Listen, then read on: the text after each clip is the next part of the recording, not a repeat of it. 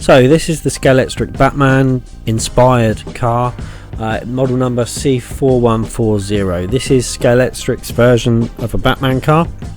It's not an actual film car, it's not a replica from any of the films or TV series. It's Scalextric's interpretation of what a Batman car would be.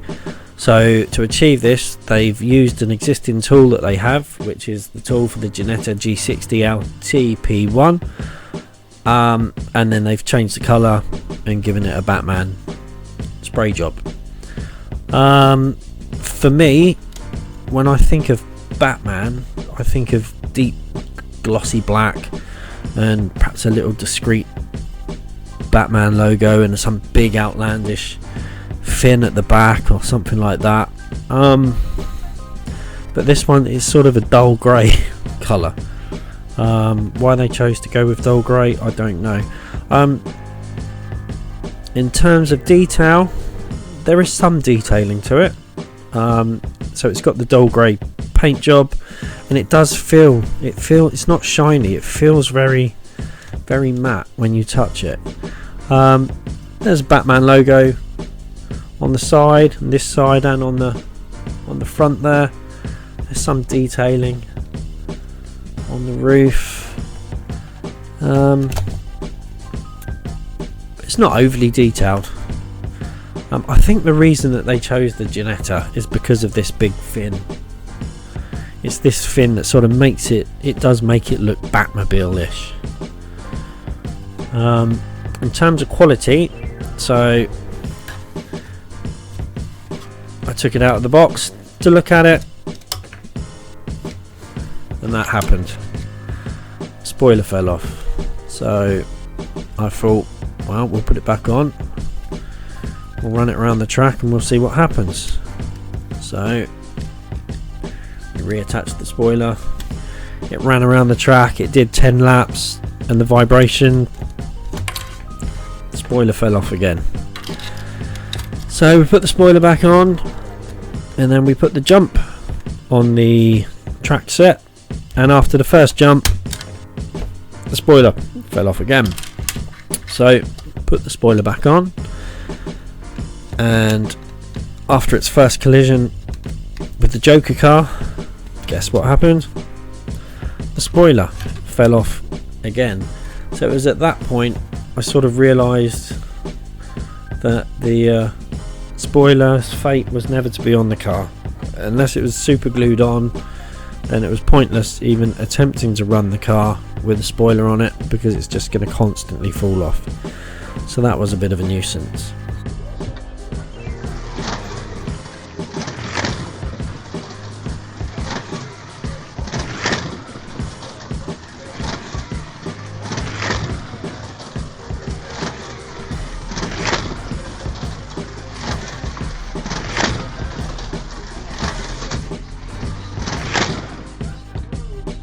In terms of quality, it feels very light. It's a very light car. It feels very plasticky. Doesn't feel very substantial.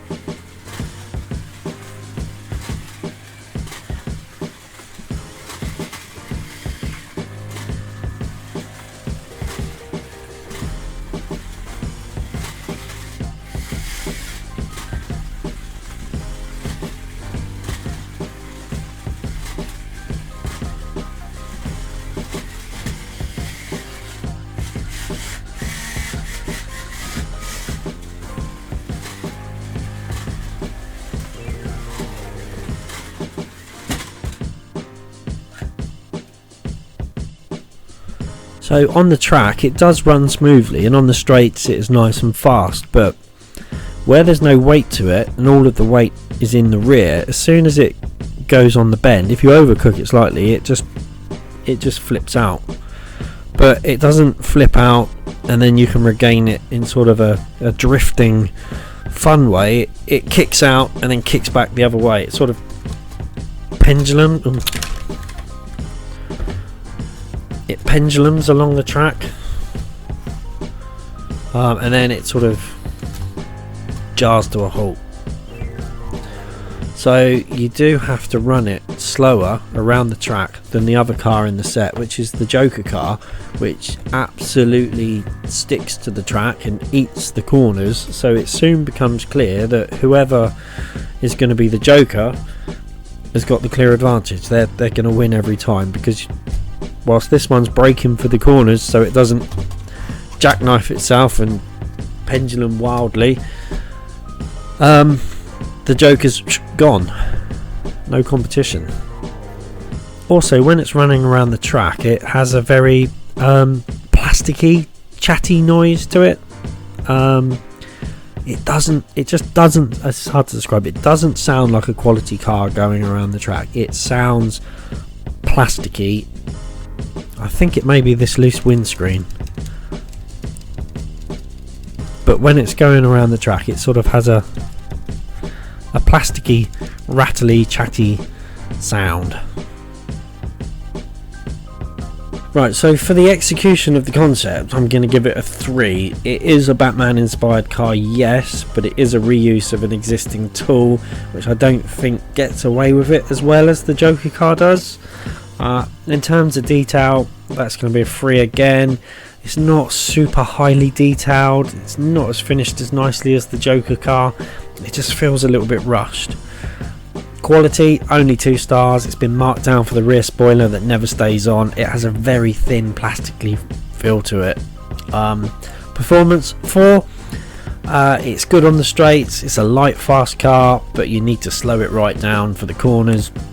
The rear end just snaps out very easily, and once the back goes you can't drift it back in. It just pendulums wildly until it sort of flips itself off the track or stops. Value, 2.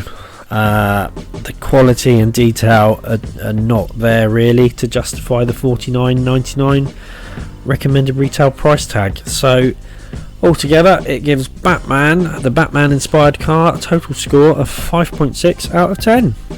Thanks for watching this review. If you've bought the Batman car and you've got any comments on it, please comment below. If you like the review, like and subscribe to the channel. If you want to see more of this sort of content, let me know.